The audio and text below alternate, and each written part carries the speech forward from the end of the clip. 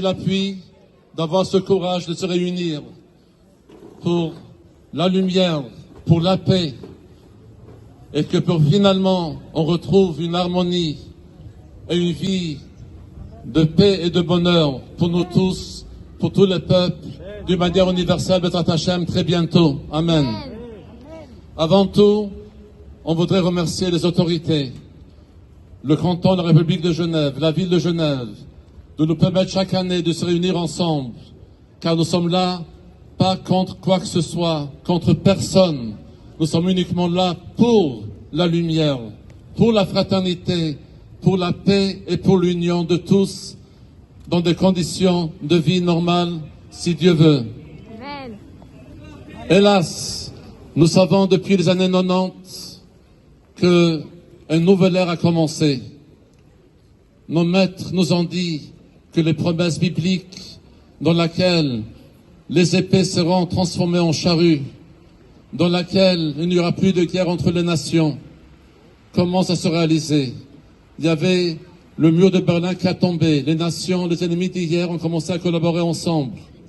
Et on a rêvé, on a tant espéré que le monde va devenir un monde de partage, un monde d'union et du bonheur pour tous, sans différence.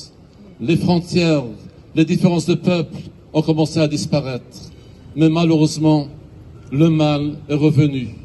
Malheureusement, depuis les dernières années, et surtout maintenant, il y a quelques mois, on a vu à nouveau des atrocités. On a vu à nouveau comment, finalement, le mal reprend le dessus. Est-ce que ça veut dire que nous allons en arrière? Non. La Torah nous enseigne que toujours avant le lever du jour, l'obscurité est toujours beaucoup plus forte. Il faut savoir que cette promesse et cette espérance va se réaliser. Le temps messianique va se réaliser un jour. Mais nous ne devons pas baisser les bras. Nous devons toujours s'unir, œuvrer pour la lumière, pour le bonheur de tous. Nous savons la promesse de ce que la Torah nous promet, qu'à la fin des temps, il n'y aura plus de famine et plus de guerre, plus de jalousie et plus de compétition, parce qu'il y aura une abondance de biens. Et avec ces lumières que nous allons allumer ce soir, car une flamme, même si elle prend de la place, elle le partage avec une autre flamme. On peut partager sur le même espace 1000 flammes, 20 000 flammes, il n'y a pas de limite. On peut mettre tant de flammes qu'on veut, mais ça va toujours rester réuni. C'est pour ça que nous sommes là aujourd'hui, pour montrer notre espérance, pour dénoncer ce qui est mauvais, pour dénoncer l'atrocité et pour encourager le bien, l'union, mais une vraie union dans laquelle tout le monde respecte les uns les autres. N'oublions pas que notre Créateur, il veut et il espère la vie de tous. Notre Créateur est peiné par chaque vie qui est perdue, par chaque peine de qui que ce soit. Mais nous devons faire en sorte que la compréhension, le respect, la fraternité revienne à nouveau avec la lumière et avec l'acceptation de l'un vers l'autre, mais dans des conditions de vie et de respect universel, comme notre Créateur nous a donné à l'époque.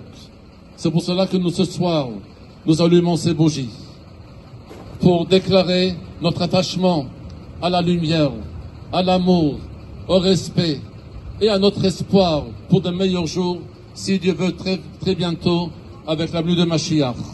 Mais pour que ça arrive, nous devons déjà, entre nous-mêmes, faire en sorte d'avoir de la bienveillance, d'avoir un regard fraternel, d'ouvrir notre cœur les uns vers les autres.